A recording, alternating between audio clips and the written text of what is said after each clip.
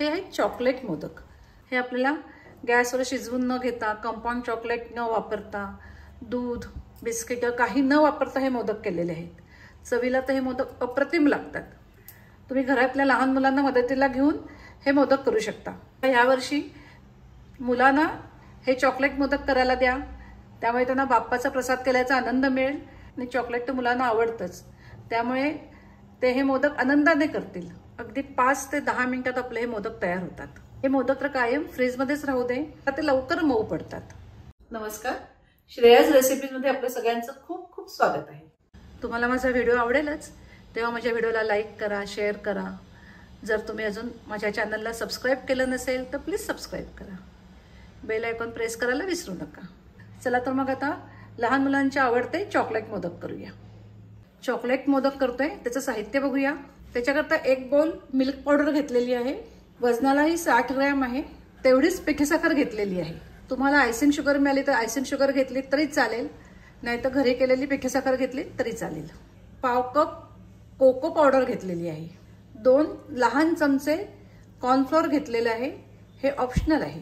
आणि इथे अर्धा किलो कमी बटर किंवा लोणी घेतलेले आहे, हे अनसॉल्टेड आहे। अमूल बटर घेऊ नका, घरचं केलेलं जरी बटर घेतलं तरी चालेल, किंवा त्याच्याऐवजी साजूक तूप घेतलं तरी चालेल। ह्याचं माप नाही, आपल्याला लागेल तसं हे आपल्याला घालायचं आहे। तसं ह्याला माप काही नाही, तुम्ही मिल्क पावडर कमी घेतलीत तरी चालेल किंवा जेवढ्याच तेवढीच घेतलीत तरी चालेल। कोको सुद्धा तुम्हाला हवा तसा तुम्ही कमी जास्त करू शकता। तुम्हाला डार्क चॉकलेट हवं असेल तर कोको थोडा जास्त घाला। इथे आपल्याला कंपाऊंड चॉकलेट, बिस्किट, दूध काही नकोय, त्यामुळे लहान मुलं सुद्धा हे चॉकलेट किंवा हे चॉकलेट मोदक करू शकतील। गॅसचा वापर न करता आपण हे चॉकलेट मोदक तयार करू शकतो। तुम्ही मुलांना करायला दिलं तर मुलांना फक्त हे बटर पातळ करून द्या। मी आता इथे मायक्रोवेव्हला पातळ करून घेते। जर गॅसवर तुम्हाला पातळ करायचं असेल तर डबल बॉईल मेथडने पातळ करून घ्या। आता पहिल्यांदा आपल्याला हे बटर आहे हे मेल्ट करून घ्यायचं आहे, पातळ करून घ्यायचं आहे। तुम्ही इथे बटर ऐवजी तूप वापरलं तरी चालेल, पण तूप सुद्धा पातळ करून घ्यायचं। तुम्ही मुलांना जर हे पातळ करून दिलं तूप किंवा बटर जे असेल ते, तर मुलांचा गॅसशी सुद्धा संबंध यायचा नाही। हे बघा, हे पातळ केलेलं अर्धा बाउल बटर घेतलेलं आहे। आता ह्या सगळ्या पावडरी आपल्याला चाळून घ्यायच्या आहेत। साखर घेतली आहे, मिल्क पावडर, कोको, कॉर्नफ्लोअर,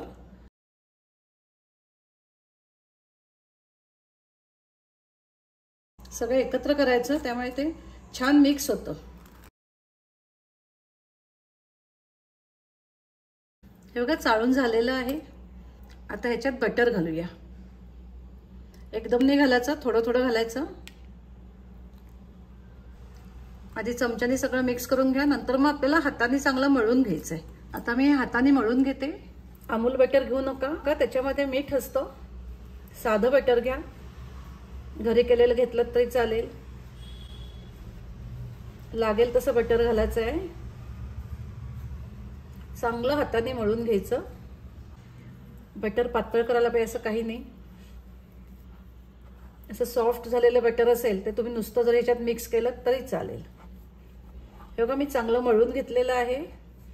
जेवढं मी बटर घेतलं होतं तेवढं सगळं लागलेलं आहे। लागलं तर मी थोडंसं घालीन ह्याच्यात अजून। हे बघा, आता इथे मी असंच घेते बटर, हे पातळ केलेलं नाहीये। तर हे ह्याच्यात मिक्स करते। ह्याचा छान गोळा झाला पाहिजे।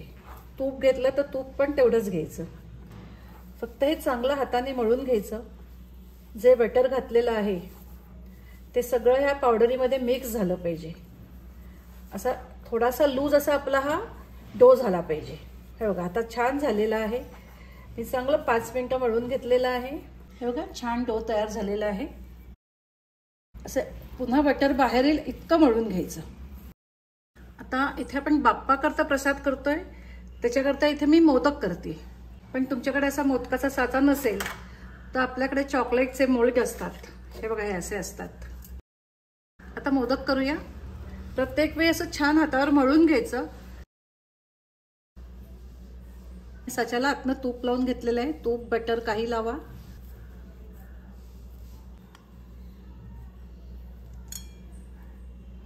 असं आत चांगलं प्रेस करून घ्यायचं।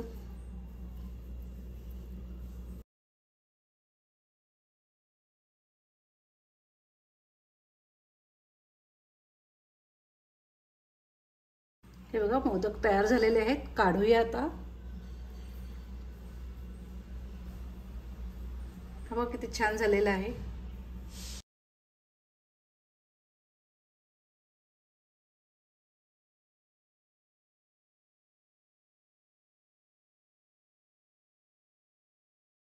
आता मी असे सगळे मोदक करून घेते. हे बघा असे आपले चॉकलेट मोदक तयार झालेले आहेत. मी घेतलेल्या मापामध्ये 21 मोदक झालेले आहेत. आता हे आपल्याला फ्रीज मध्ये ठेवायचे. आता आपल्याला 1 ते 2 तासाकरता हे फ्रीज मध्ये ठेवून द्यायचे. मी आता फ्रीज मध्ये ठेवून देते. 1 तास होऊन गेलेला आहे. असे हे आपले चॉकलेट मोदक तयार आहेत.